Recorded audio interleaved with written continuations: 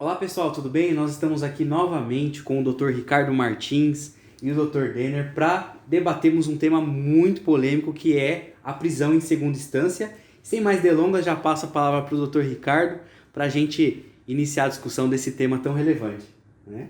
Olá, doutor. Vamos lá. Agradeço mais uma vez a participação, doutor Rubens, doutor Denis.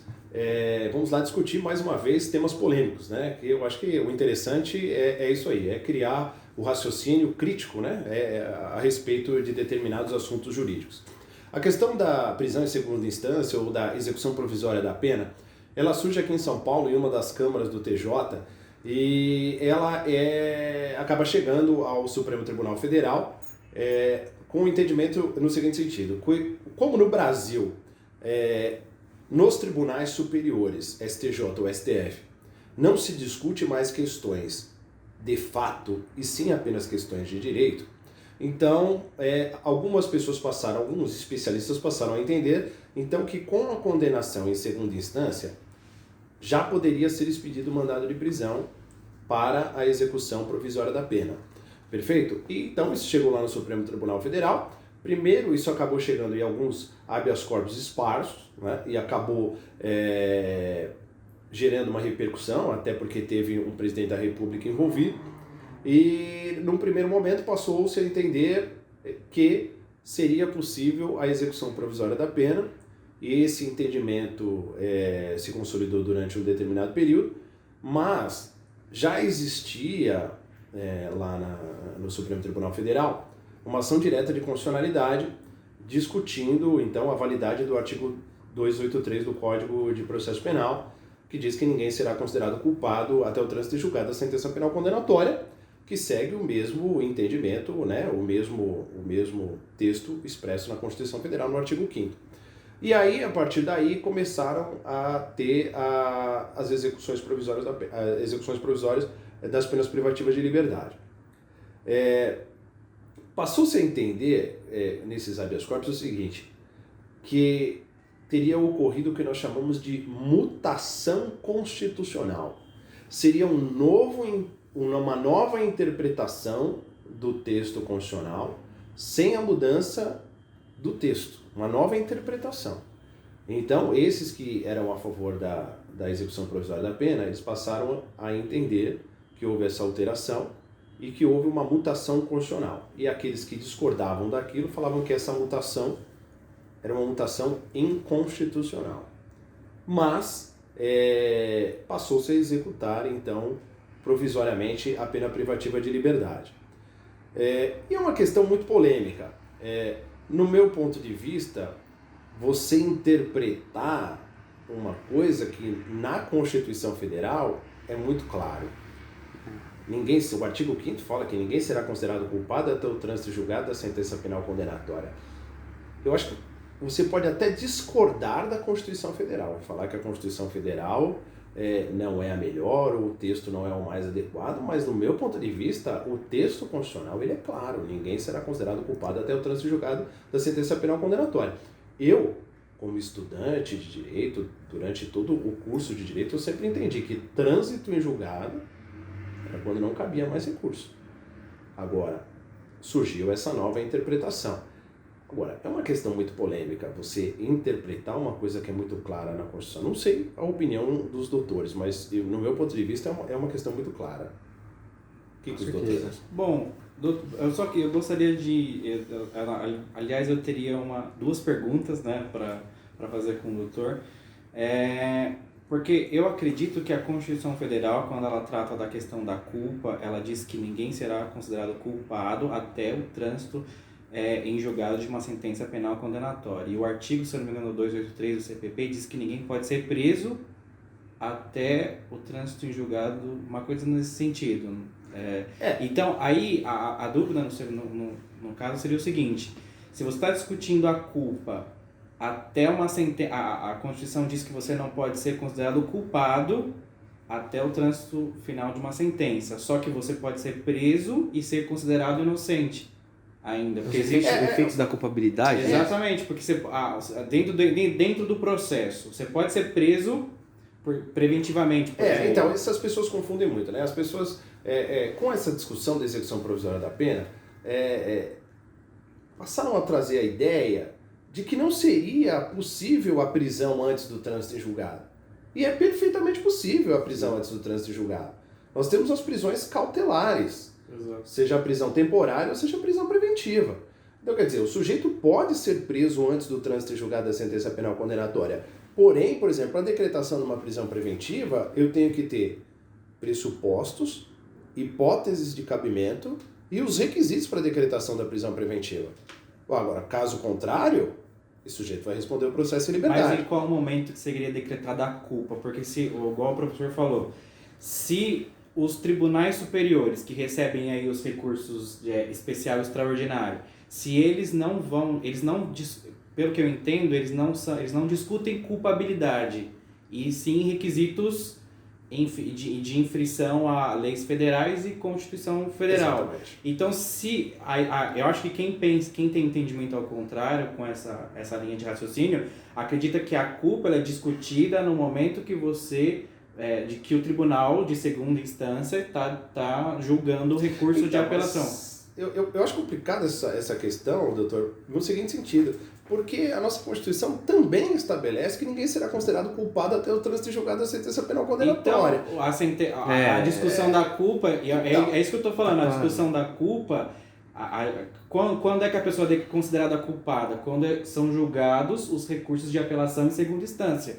Porque quando você leva a discussão para terceira instância, que na verdade não é, mas é os tribunais superiores, você não leva a discussão de culpa. Então, essa que é a minha discussão, doutor. Eu, como advogado criminalista, eu acho que essa questão da execução provisória da pena é muito difícil de ser aplicada no Brasil, porque eu, como advogado criminalista, muitas vezes eu tenho que ir até o STJ, até o STF, para que seja aplicada uma coisa que está clara no texto de lei federal, que está claro, né, está pacificado no entendimento jurisprudencial.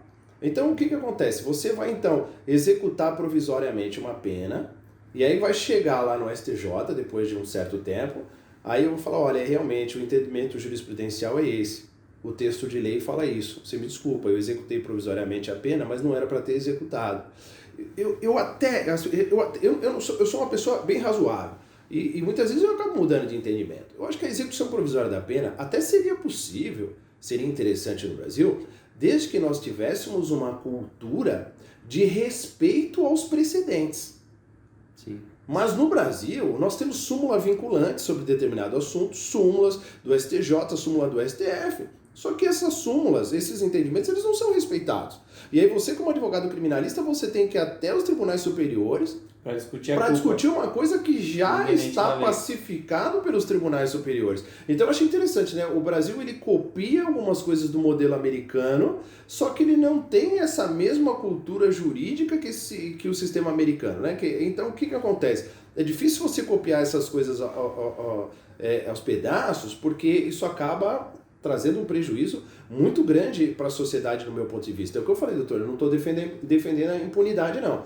Eu acho que se o sujeito, durante o processo, se ele ameaçou a vítima, a testemunha, se ele está obstruindo o andamento do processo, se ele está ameaçando de fugir do país, esse sujeito pode e deve ter a prisão preventiva decretada durante a instrução processual, durante a fase recursal. Agora, a Constituição é clara. Ninguém será considerado culpado até o trânsito de julgado da sentença penal condenatória. Então, eu fico preocupado com essa situação.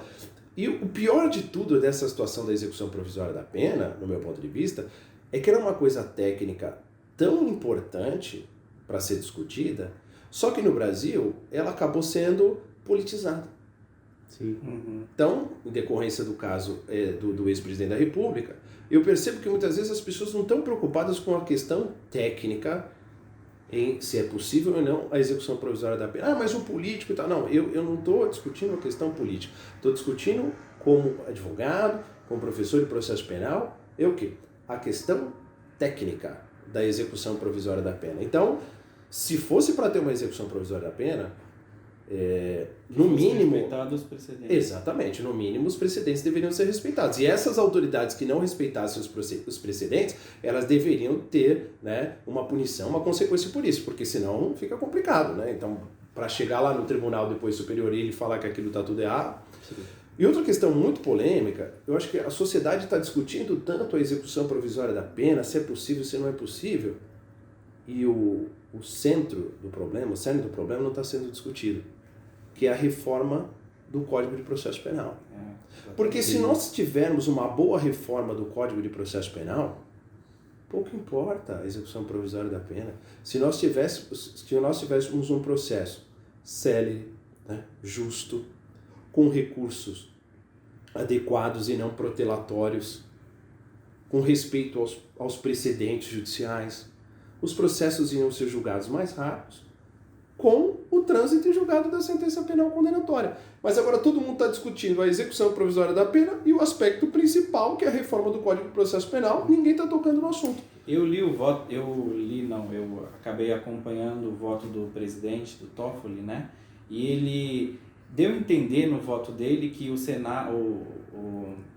deputados, os senadores, enfim, poderiam chegar num consenso de uma emenda ou emenda constitucional até a reforma do artigo no Código de Processo Penal com essa regra do momento da prisão. Não sei se é isso que o senhor também discute-se o seguinte, se esse artigo 5º da Constituição Federal, no que se refere ao trânsito de julgado, seria ou não uma cláusula pétrea. No meu ponto de vista, é claro que é uma cláusula pétrea. Mas tem gente que diz que não.